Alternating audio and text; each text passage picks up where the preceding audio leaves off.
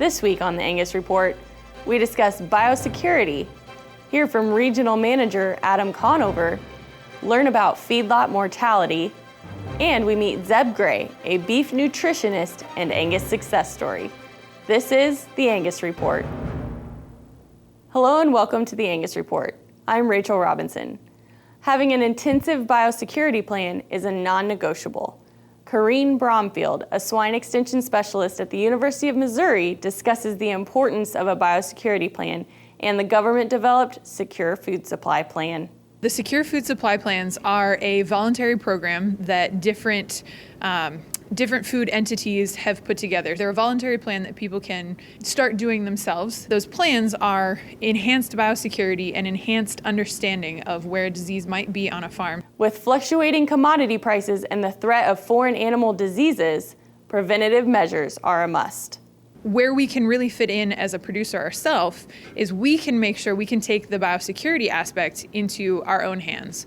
To the best of your ability, you are stepping up that biosecurity so that you are an integral part of not moving a disease and not having that foreign animal disease here in the United States. In the event of a foreign animal disease in the U.S., Bromfield says, quote, "We have some tools in our governmental toolbox to help get rid of this disease," unquote. When we talk about a foreign animal disease, it's a disease usually that has some trade consequences. There are a number of different ways that we're going to try and deal with it. We can stop movement.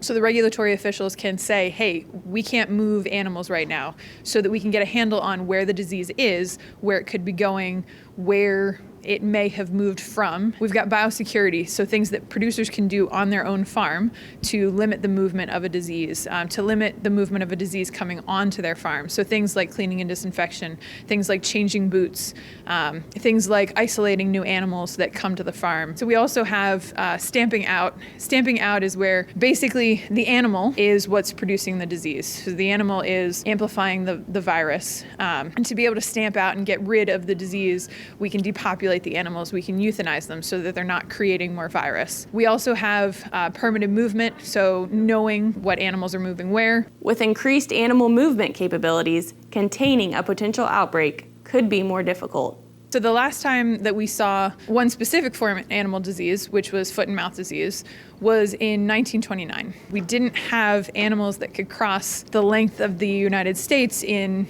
under 72 hours. If we tried to take the same steps that we did in 1929, we're going to have a different way of having to go about them, because now we have the ability to transport one cow from Vermont to Oregon in 72 hours. Bromfield says there are a number of facets to consider when developing a biosecurity plan for your operation.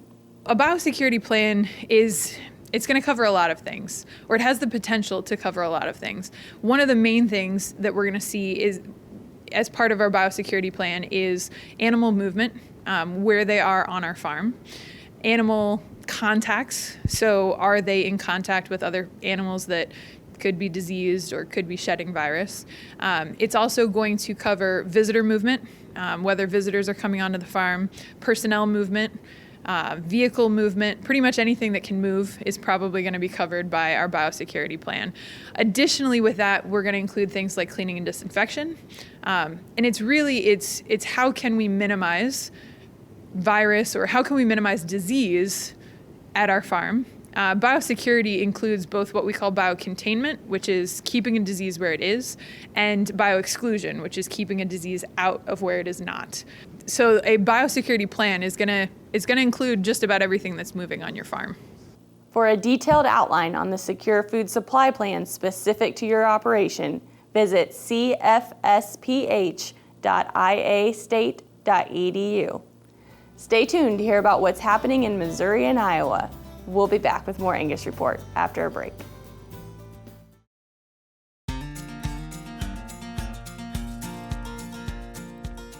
Welcome back. You see them at sales, shows, and occasionally on social media. You guessed it, it's your regional managers.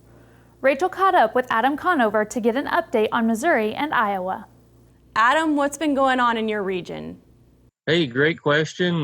We are actually just in the transition phase from our summer show activities and state fairs and National Junior Show and all that.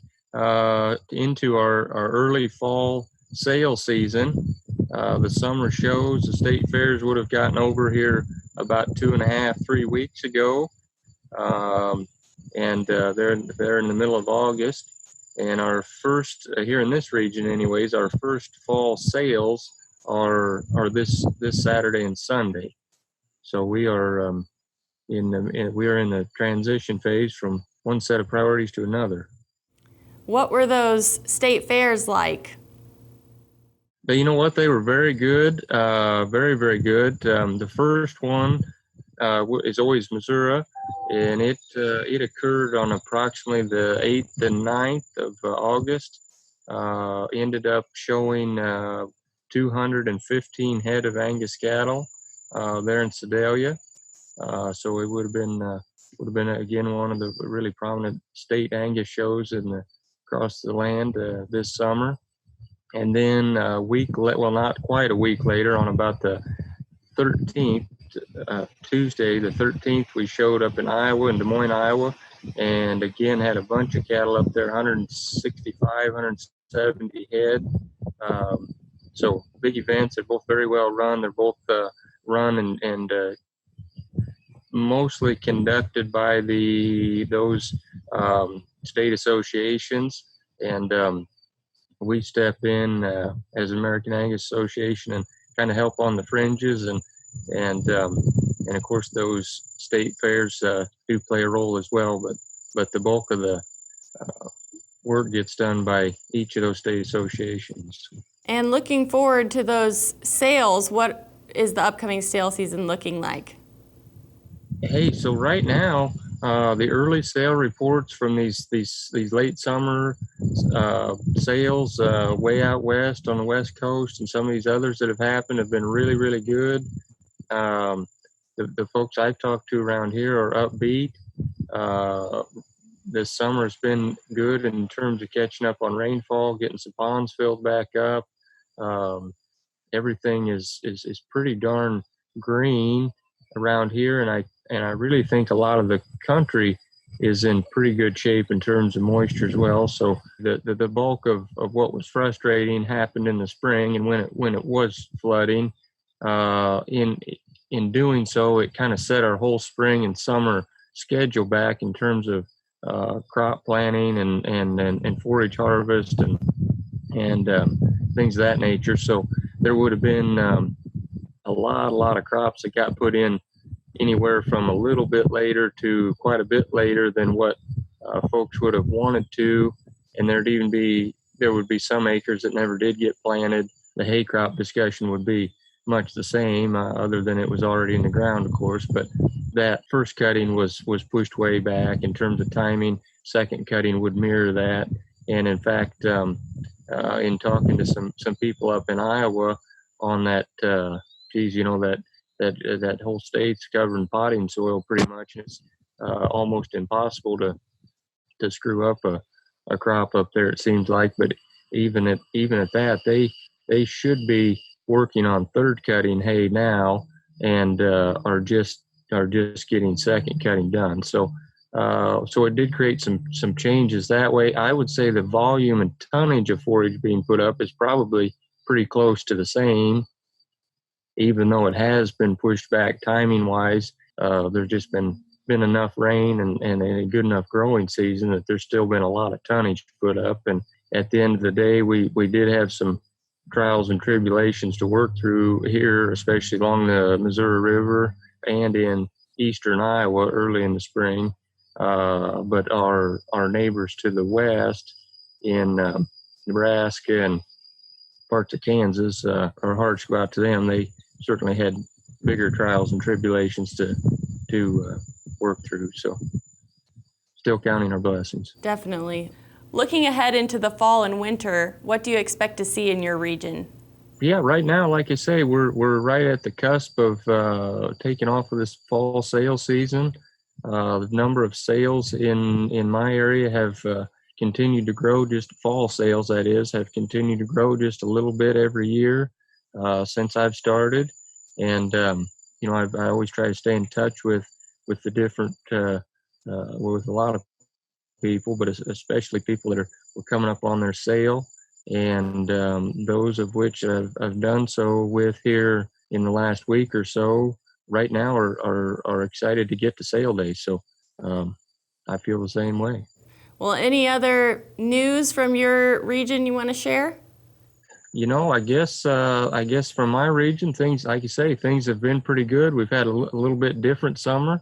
Mother Nature's dealt a little different set of cards than we're used to getting in the summer, but it's gone well. We've all worked through it. There's nobody more resilient than the American farmer. And the only real other major thing that's happened real close to my world is my wife and I just introduced our first child into the world here not too long ago. So we're learning as we go. Definitely. Well, congratulations on your new addition. We definitely wish you all the best. And thank you so much for taking the time out of your day to give us a quick update. Likewise, you guys are the very best. Thank you for your help. We check in now on the latest cattle market news with the Cattle Facts Update. Hello and welcome to the Cattle Facts Update. I'm Patrick Linnell. Economic risks are rising, but U.S. consumers are largely unfazed in spite of slowing global economic growth and ongoing trade wars that are continuing to increase the risk of a recession. In a recent survey by the Wall Street Journal, economists pegged the chance of a recession in the next 12 months at 35%, compared to 34% last month and 18% 1 year ago. The economic risks are significant enough that the Federal Reserve has flipped from a tightening cycle to now cutting rates as a hedge against a potential downturn. While the risks are clearly rising, it is impossible to predict a recession until it happens. In the meantime, economic growth is still grinding higher, which will be supportive to beef demand. Consumers feel good right now, with the Bloomberg Consumer Comfort Index just shy of all-time highs set earlier this summer. There's good reason for the confidence, with the stock market trading near record levels. At just over 3,000 points in mid-September, the S&P 500 is 500 points higher than where it started the year. The headline news of stock market performance has been an excellent gauge of consumer sentiments over time, and both have continued to trend higher. Closer to home and closer to the pocketbook, the labor market continues to show gains as well. Disposable income growth slowed in July to 2.1% above a year ago, down from 2.6% in June, while unemployment has held steady at a historically low 3.7%. While income growth and unemployment are just off their highs, both are still positive numbers to U.S. households. While there's still economic risk, expect beef demand to be supported as long as the consumer remains comfortable. For the Angus Report and Cattle Facts, I'm Patrick Linnell. To learn more about Cattle Facts, your leading source for beef industry market information, visit cattlefacts.com. Next on the Angus Report, we talk about the increase in feedlot-based mortalities. Stay with us.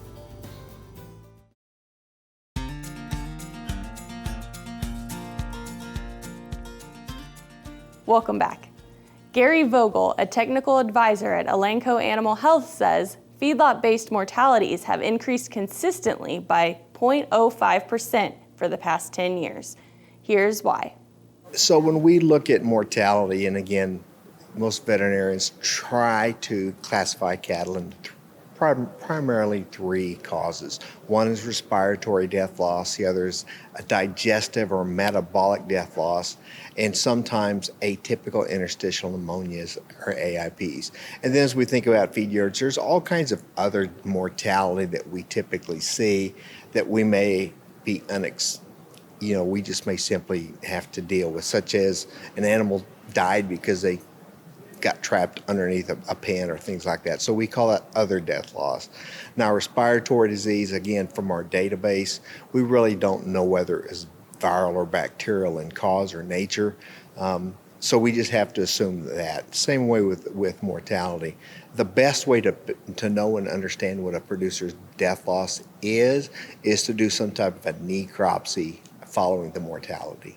One of the things that when we look at mortality from a feed yard operation perspective is we see differences in when the mortality closes. And quite often when we look at data and information, a lot of times we look at when cattle close or close out. That may be the first time a producer or a cattle feeder actually looks at the information. And because of that, the mortalities, and when you look at closeouts, typically tend to be higher in that August, September timeframe. And that's mainly because those cattle have been on feed through the last part of winter and the early part of spring and summer, and it succumbs all the way in a closeout at the end of the month.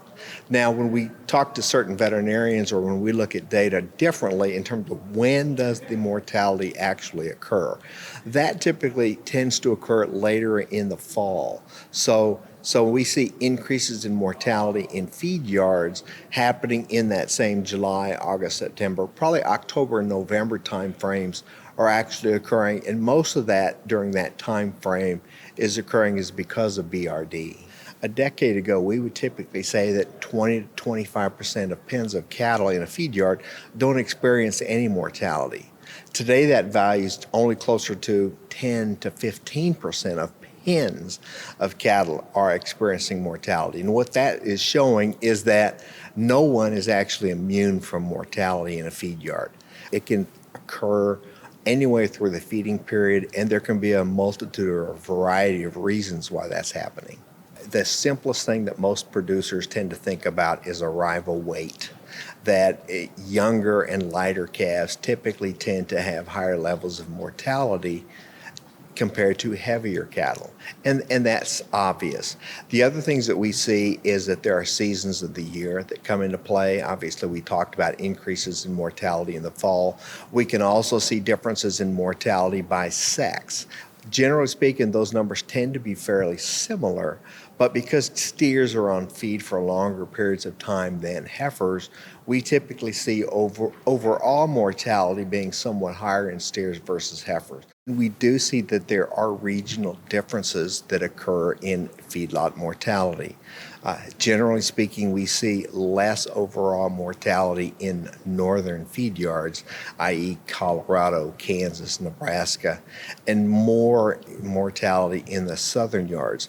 That really is because of where the supply of calves come from, is we tend to feed a lot more higher risk sale barn cattle in the south compared to the northern feed yards. What can I do about managing my risk levels of calves? Clearly, a lot of producers are told, well, buy preconditioned calves, buy calves that have been properly vaccinated, and all of those various factors, it all comes into play. But I think we also have to recognize that mortality within a feed yard happens. Whether or not we like to face that is a reality that we have to face. And if we had a magical wand that we could say on day 100 an animal is going to die, we would plan for that and we would manage around that. But we don't know that. The best thing to do, and the most obvious, is tracking BRD and recognizing that one. That's probably the greatest risk that you can handle. If we talk about some of the other death losses like digestive causes, that tends to be pretty constant through the entire feeding period. One of the other factors that we talk about is AIPs, or atypical interstitial pneumonia. We know as a general rule, when you look at all the information, that typically happens in heifers. It typically occurs in hotter and drier months. And so what could I do if I manage a feed yard? There's probably some preventive strategies that you could put into place, but the challenge is mortality happens. Up next, hear about Zeb Gray, an Angus success story. We'll be right back.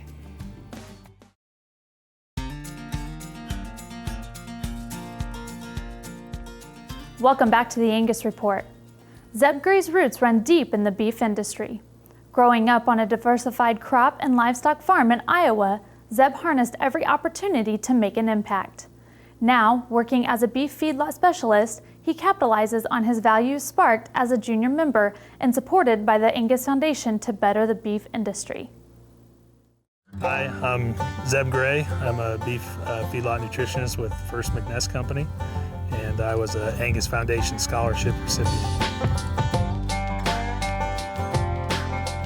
only thing I thought about growing up was farming and raising Angus cattle and selling Angus bulls.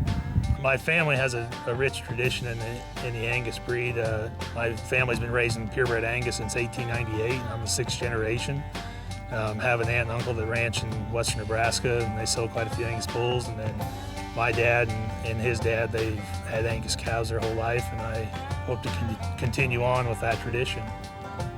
I don't think I really had a choice whether I was going to go to college or not. That was more of an expectation. I will say, thinking back, that some sort of post-secondary education is really, opens a lot of doors, whether that's a trade school or whether that's university. And so I just think from a career perspective that opens a lot of doors, and that's why I went.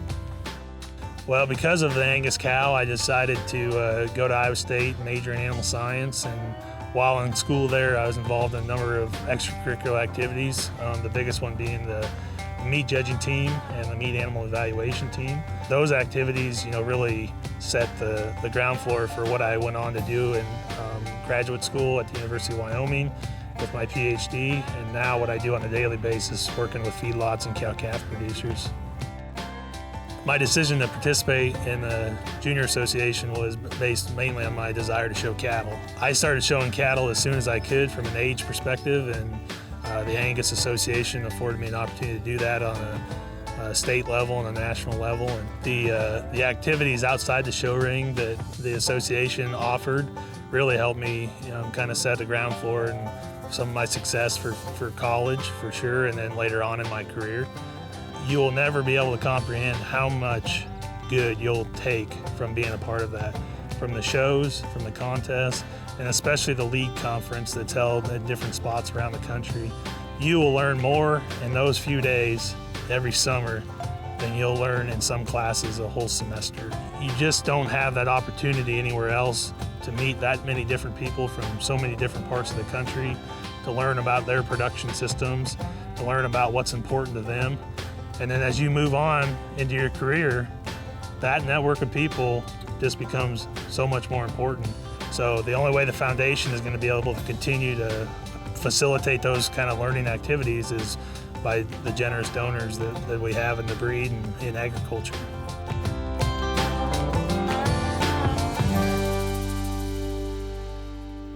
With the help of Angus-funded scholarships, Zeb was able to reach his educational goals.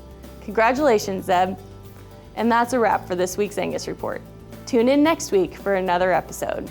And we have some exciting news. To keep up with the digital trends, we will be expanding our online educational resources. Subscribe to our YouTube channel, Angus TV, to stay updated. See you next week.